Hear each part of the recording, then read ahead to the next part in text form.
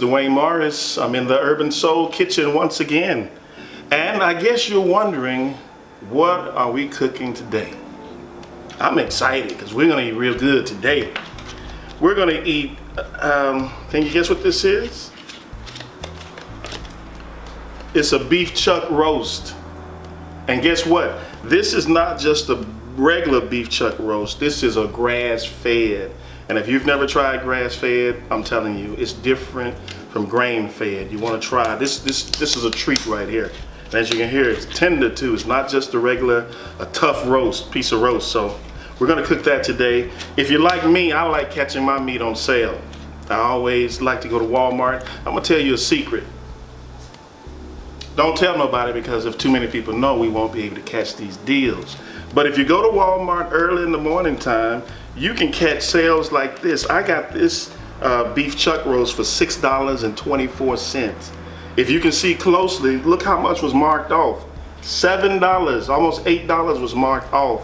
So that was a real good deal. So what I'm cooking today, I'm not just cooking one, but I'm cooking two. Cook them both in the same pan, but this is 2 pounds, close to 4 pounds of meat. So we're gonna eat real good today. So y'all ready? Are y'all ready to cook this beef chuck roast? Wait, not just beef chuck roast, but grass-fed beef chuck roast. Y'all ready? All right, let's start. You're gonna need some celery, potatoes, and I prefer Yukon potatoes, carrots, and mushrooms. So chop all that up. Oh yes, you're gonna need some onions. White onions, yellow onions, Vidalia, whichever works best for you. And we have the beef chuck roast. And as I said earlier, this is not just regular, but this is grass-fed beef chuck roast. You know, cows were not, originally they didn't eat corn or grain, they eat grass. These are reduced, which makes them a whole lot tastier. $7 off, can you imagine that? Let's get going here. All right, I have unpacked it and washed the roast. I'm gonna tell you something. When they pack these roasts in this type of packaging, this is not Walmart brand, but this is a different brand. Hold on, let me see what the brand is.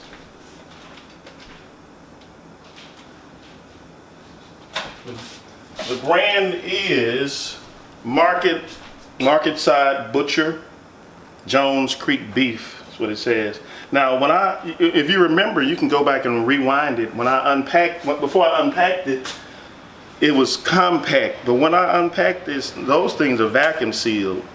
They're really big cuts of meat. You can see, this is big. But I'm cooking two. This is gonna be for more than one day, so I'm cooking two. Now I'm going to show you how I season this. All right, what I'm going to do is I'm going to sear the flavor in, but what I like to do is I like to either coat it with olive oil or some type of cooking oil. And the reason I do that is because I want the seasoning to stick. Now on this I'm going to do some garlic powder.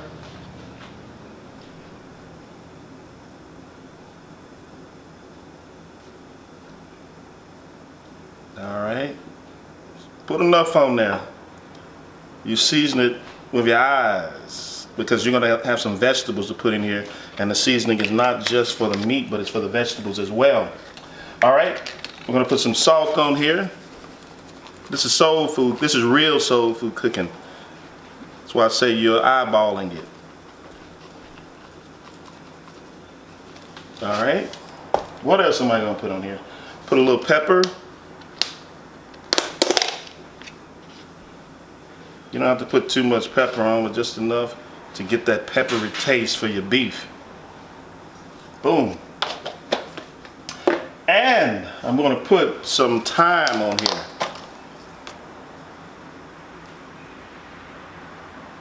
Thyme is one of my favorite spices, especially for beef. It's very good. I can remember growing up, coming home from school and My mom would be in the kitchen when we come home, and you could smell the roast cooking while you're walking up the driveway. And when she did that, I knew we were going to eat real good that night. Hearty meal, Sunday evening meal on a school night. All right, we're going to flip it over. As I told you, these steaks, I like to call them steaks, these roasts are really huge. And we're going to come back and we're going to spray this side just as well. And I'm using some cooking oil spray. And actually, I'm using butter flavor. That's going to add another layer of flavor to it. All right, come sprinkle the garlic on this side. Something about garlic. I like garlic. Garlic, pretty much everything I cook has a little bit of garlic in it. Garlic is a foundational flavor to me. And a lot of times, if you don't put garlic in something, you can tell the difference. If you like garlic, it doesn't give every dish a garlicky taste, but it adds to the flavor profile. Come back and add some salt here. And you'll see, don't over season it, but just, season it enough to whereas if you have to add some seasoning, you can come back and add. Y'all know, you can always add, but you can't take away. My God. All right, on the pepper now. And we're gonna come back with the thyme.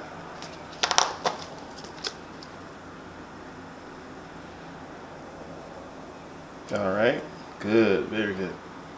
All right, I'm gonna let this rest for about 5 minutes so that those flavors can get in there.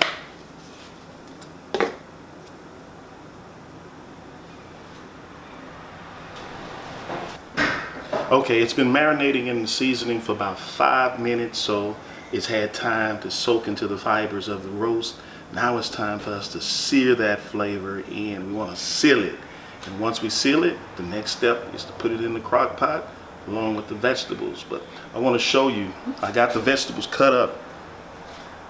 And I got about a bowl full of vegetables.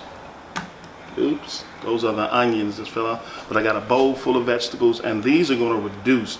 And what's going to happen, the vegetables are going to create a vegetable broth that's going to mix with the beef broth. And we got 2 different flavor profiles combining to make one. So, let's sear these roast.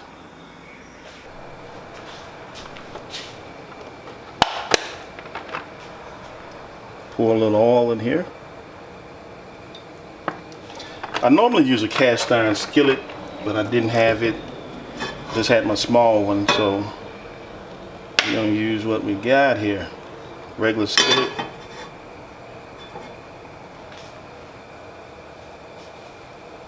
Okay, we're getting ready to lock this flavor in. Getting ready to seal the deal. Let it get hot. You want it fire hot before you put the meat in. And test.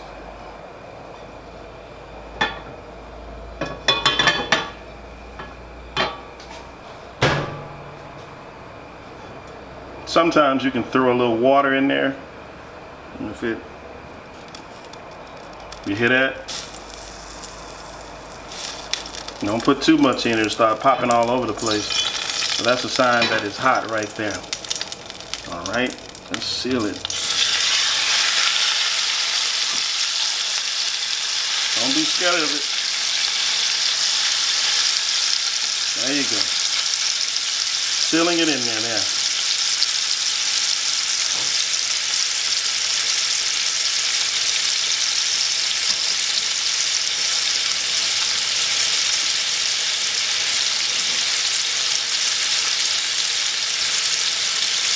We're gonna let it cook on each side for about a minute.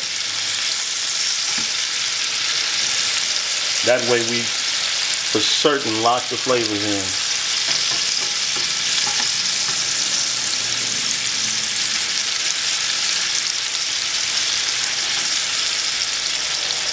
Man, if you could smell what I smell. This also cuts down on the cook time in the crock pot as well.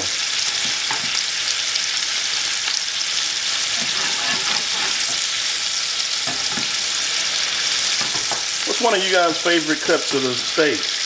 Cuts of beef, rather.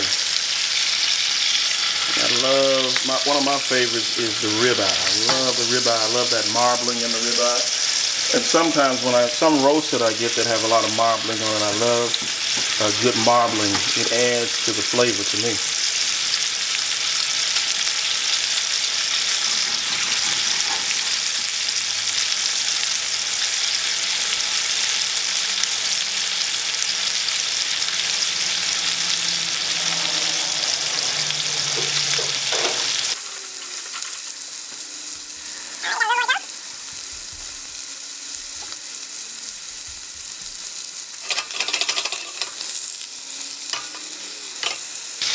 All right, we're gonna flip it over. Let that cook for about a minute on that side.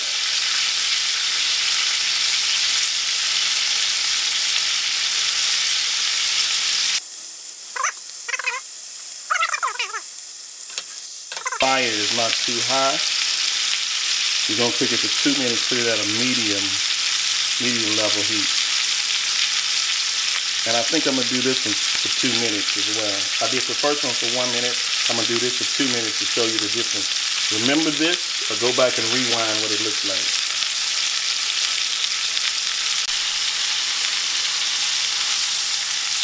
All right, flip it over. All right, as you can see, we left a lot of flavor in this skillet. A lot of flavor. And what you want to do sometimes is get some water, just a little water, pour in here, scrape it, and add that to your crock pot.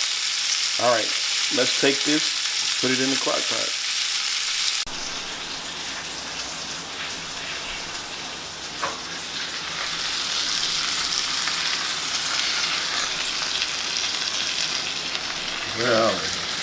All right, we're gonna add this to the crock pot.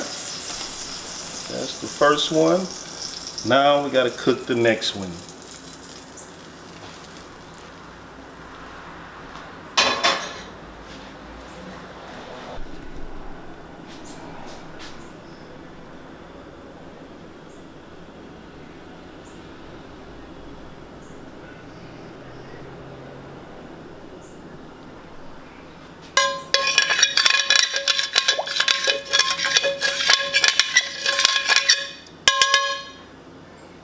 Scraping that flavor out. Can't let all that stay in that pan. Also, what I'm gonna do now is add a few of my vegetables to the crock pot.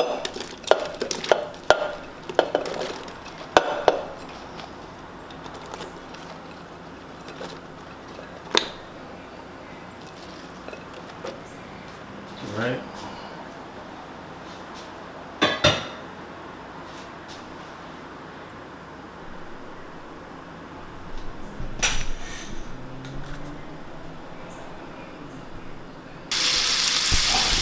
Alright, here's the second one. We're going to sear the flavor in it.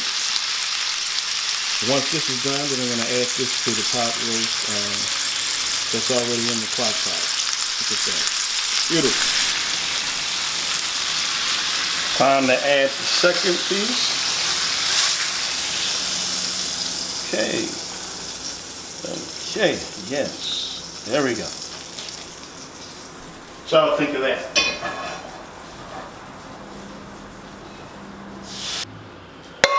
All right, now the next thing you want to do is, I got some broth here. You can do beef broth or chicken broth. About 2 cups. Pour it in there.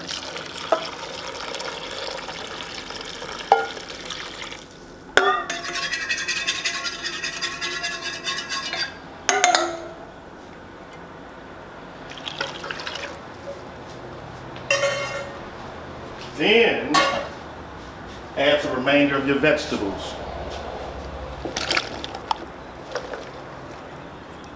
All that's going to cook down. And this is going to create a broth as well with the beef or chicken broth, whichever one you use. And it's going to be real good. Now you can make the gravy thicker after you finish cooking a while with cornstarch, or you can leave it as a light gravy and it can almost be like a soup. Right, we're going to cook this for about an hour and a half and we're going to come back and check on it.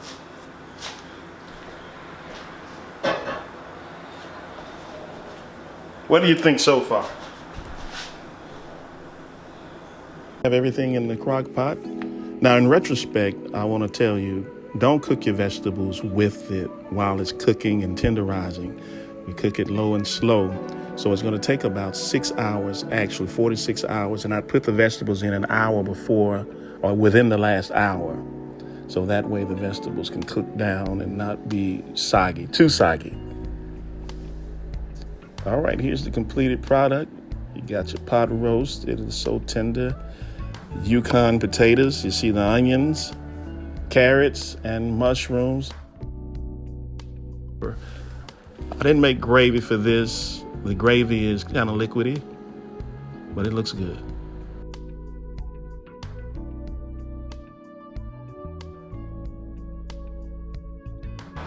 We're back. We're back. Now, some adjustments here. I said 2 hours, but it takes more than 2 hours for this to cook. It takes about 4 to 6 hours actually. It's a tough cut of meat. And so what I want to do is test it out right now and see what we got.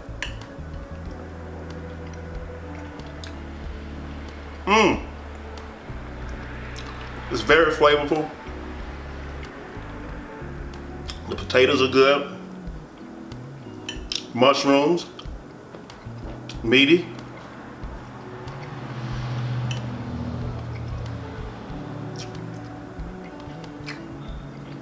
Carrots, good. Everything's good. It turned out good. Now, let me finish this here. I'll give you a pointer. This kind of reminds me of when I was a kid. But listen, if you add your vegetables a little later sometimes, because the meat has to cook so long, so it's okay to add your vegetables a little later. But overall, good. And if you want to, you can come back and make a thicker gravy to go along with it. As I said, take some of the liquid out, mix some cornstarch with it, and pour it back in. It'll thicken up. But that's it. That's your pot roast. Simple pot roast, easy meal. And you don't need anything with it. Just eat the pot roast and the vegetables by themselves. All right. Thanks once again for tuning in to the Urban Soul Chef. And what I need you to do for me is click that subscribe button and make some comments below. And if you ever do this, go to my Facebook group, the Urban Soul Kitchen, and post some pictures. Thank you, and I'll see you in the next video.